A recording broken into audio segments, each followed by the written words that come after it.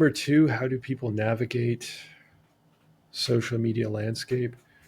I think so. My answer is going to be a bit brutish. It's going to be a little bit simple, and it's not going to be nuanced, which I try to be as nuanced as I possibly can. But when you're navigating social media, I think people just don't have the bandwidth to sit there and be like, let me consider this 6 point, spreadsheet of like how to analyze if this is legitimate or not, which I certainly empathize with.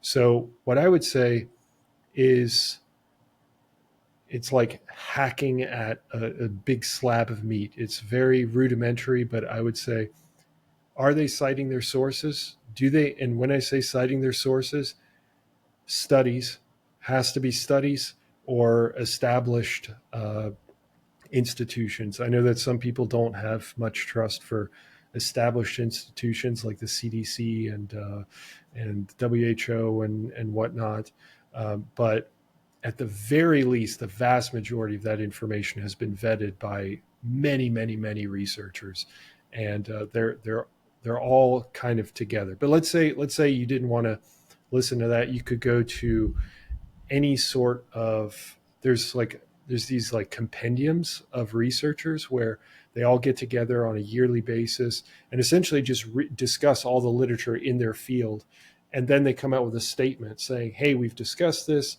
is, and we're talking literally like 100 researchers have come together to come to this conclusion, and this is what we think currently. So you could go to some of these. You don't have to physically go, but you can go to like their websites. There's all for cardiology. There's cancer ones. There's just look for like compendiums of researchers.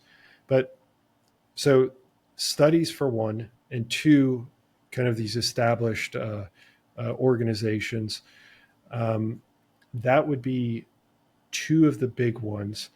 Then, when it comes to the research, sometimes you'll have some social media influencers that will cite studies that have almost nothing to do, or they're just very mechanistic. Going back to the very beginning of our conversation, and in that scenario, I would literally just ignore everything mechanism related. Just chuck it. Just don't even consider. If you see a citation and it's this mechanism in cells or in animals or whatever, just to be careful. I understand that there may be some truth to what that study says, but as a person who doesn't have any experience with it, and a person who has limited bandwidth to sit there and investigate all this stuff, just chuck it. Just don't even worry about it. If the study is in humans, then it's, now we're talking a little bit more nuance, and now we're getting into that gray zone. So that's perfectly fair. And if you want to maybe then engage, and then what I would say after that, after you've, okay, this person has references, there are studies in humans, then the next step is see what other doctors and other health professionals and whatnot say on the topic, and make sure that they're referencing things as well. Because if it's and if they're screaming at the screen, and telling you, "Oh my God, watch out for this and watch out for that," chuck them too, because it gets crazy out there. So I'd say just that kind of two-step process. Look for references. It should be in humans, and then try to look for kind of the consensus. What does, because again, it's always tough because in my head I'm thinking, I engage with a lot of people that are just like, well, the consensus is wrong. It's a conspiracy and all this stuff. And I don't want to dismiss these people, but there's so much more behind the scenes than they're aware of. And to get hundreds of researchers on board to agree with with general statements is not something that's just like prone to conspiracy. It's like you should meet these researchers.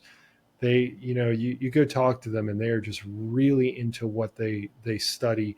They will argue with one another till they're blue in the face. They they care about getting, just doing things correctly. I'm not saying all of them, obviously, because we're talking about humans still, but um, yeah, it's just so it's a rudimentary system, but that's the way I would approach it. I think that's probably the best way to. You'll probably miss some golden nuggets if you use this system. You probably will miss some people that are putting out good information, But worst case scenario, you chuck one piece of information that they throw at you. If they keep producing good information, hopefully you'll run across their stuff again, and hopefully they'll have references, and then you'll be able to vet them a little bit more. So that's my take. Yeah, that sounds like great advice. And coming full circle back to the mechanisms and maybe Lane Norton. I remember him saying kind of recently, like, you could find a mechanism for anything. Touching on what you were saying about throwing out kind of mechanism references if you're not like maybe well read in that area. And he talked about how there's a paper with a mechanism showing that potatoes in vitro or something having to do with like a molecule in potatoes, does this really great thing. And so you could extrapolate to say, oh, you should be eating French fries all the time or something like that. Yeah. But Yeah. anyways,